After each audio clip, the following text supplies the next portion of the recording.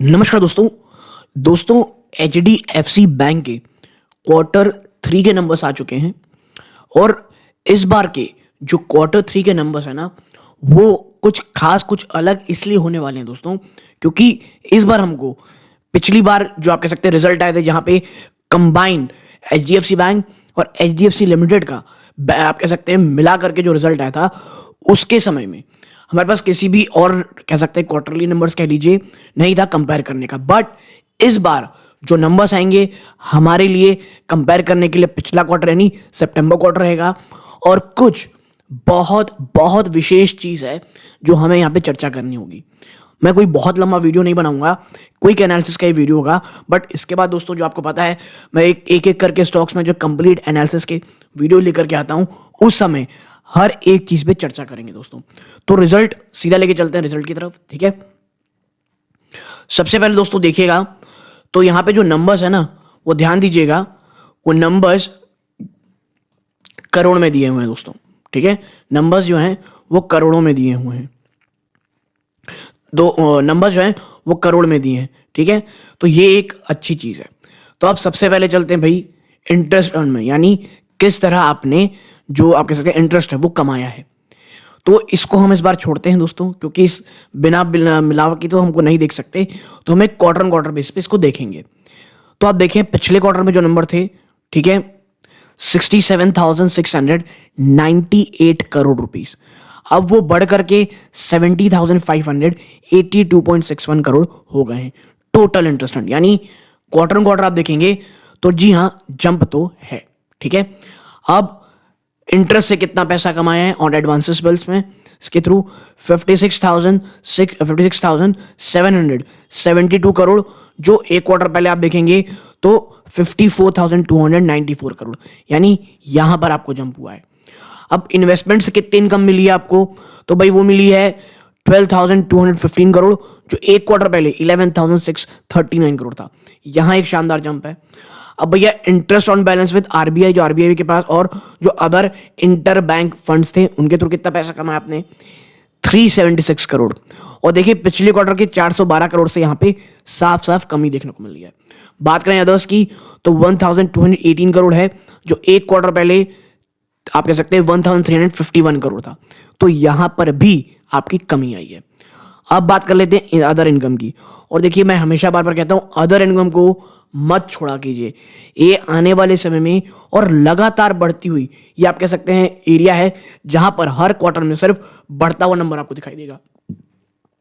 कैसे?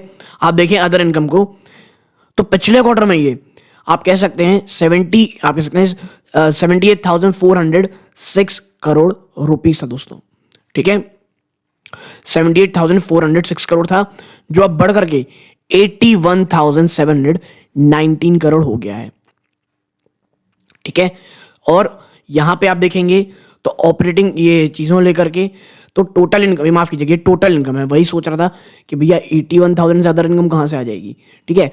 Other income माफ कीजिएगा, आप देखेंगे तो वो आएगी 11,137 करोड़, जो एक क्वार्टर पहले 10,077 करोड़ था। आप इन सबको जोड़ ले तो टोटल इनकम देखिए तो 81,000 यहां पे आप देखेंगे तो 81,719 करोड़, जो एक क्वार्टर पहले 78,406 करोड़ थी।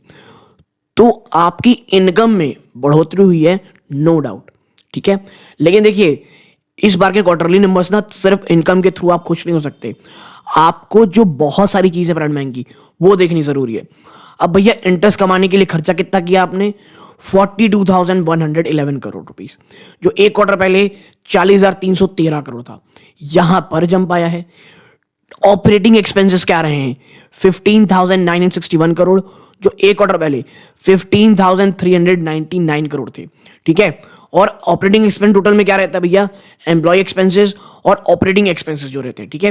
भैया जो एम्प्लॉय को पैसा दिया जा रहा है उसमें बढ़ोतरी हुई है, और यहां पर आप पाएंगे तो नेग्लिजिबल सी बढ़ोतरी है ऑपरेटिंग एक्सपेंसेस में। और जब इन सबको मिला लें तो टोटल खर्चा आएगा आपका 58,072 करोड़ टोटल एक्सपेंडिचर, और जो पिछले क्वार्टर में 55,712 करोड़ थी। तो यहां पर आप देखेंगे तो यहां पे बढ़ोतरी आपको देखने को मिल रही है, ठीक है। और जब हम इन तमाम चीजों को प्लस माइनस करते हैं और हम आते हैं और देखते हैं कि भाई क्या net profit for the period क्या आई है, तो ये आई है 16,372 करोड़। कितना? 16,372 करोड़, जो एक क्वार्टर पहले 15,976 करोड़ थी। अब भाई ये बढ़ा हुआ नंबर है, लेकिन कोई बहुत एक्साइटेड करे ऐसा मैं नहीं कहने वाला। और इसीलिए मैंने बार बार आपसे कही थी ये बात कि भाई एक चीज ध्यान में रखिएगा कि ये जो चीज है ना, क्वार्टरली नंबर्स एचडीएफसी बैंक के आने वाले कुछ क्वार्टर तक आपको दबाव में रखेंगे। ये सिर्फ इसलिए कि एचडीएफसी बैंक थोड़ा 200-400 रुपए ऊपर चला गया खरीद ले, नहीं। पेशेंस रखिए, हर एक गिरावट में स्टॉक आपको गिरने का मौका देगी। 1400, मैं हमेशा कहता हूँ 1450 के आसपास, 1400 के आसपास अगर स्टॉक आ भी रहा है ना, तो आपको ये एक्यूमुलेशन का मौका दे रहा है, ठीक है। बट ये तो बात हो गई, चलिए ठीक है, कंपनी के नंबर्स की। अब देखिए, मैं आपसे इसीलिए कह रहा था, आप देखिए paid out equity share capital देखेंगे ना, तो एक साल पहले ये मात्र 557 थे, ठीक है। और अब आप देखेंगे तो ये बढ़ करके कितने ज्यादा हो गए, इसीलिए इसमें ईयर ऑन चर्चा करना सही मुझे नहीं लगा। अब आते हैं अन जिन चीजों पे जिसके में मेरी बहुत ज्यादा नजर है दोस्तों। कहां पर? एनालिटिक रेशियो में। सबसे पहले कैपिटल एडिक्वेसी रेशियो, देखिए इस बार उसमें भी कमी आई है आपके। ईयर आप देखेंगे यहां पे, तो जहां मर्जर के बाद ये 19.454 था, उसके बाद अब यहां पे 18.39% में आई है। आरबीआई के रेलोकेशन के हिसाब से भी काफी अच्छी है स्थिति में चीजें हैं, नो डाउट। बट आप यहां देखेंगे तो आपको कमी देखने को मिलेगी, ठीक है। ईपीएस आप देखेंगे तो मात्र मामूली सा जंप आपको यहां देखने को मिलेगा, ठीक है। 21.58 जो पहले 21 रुपए 30 पैसा था। और ये रहा दोस्तों क्या, डायलूटेड ईपीएस देखेंगे तो थोड़ा 21 रुपए के ऊपर था, 21 रुपए 2 रुपए, और अब 21 रुपए 50 49 पैसे में आ गए, ठीक है। बट अब देखते हैं जो बहुत इंपॉर्टेंट चीज है वो है ग्रॉस एनपीए। 1.34 दोस्तों था, उससे अब घट करके 1.26 में आ गई है। मैं कहूंगा ये बहुत इंपॉर्टेंट है और बहुत अच्छी चीज है। एनपीए देखेंगे तो भाई 0.35 से घट के 0.31 में आ गई है। ये एक चीज आप कह सकते हैं एक अच्छी चीज है। तो अभी तक ना काफी मिला जुला सा आपको ये नंबर्स दिखेंगे।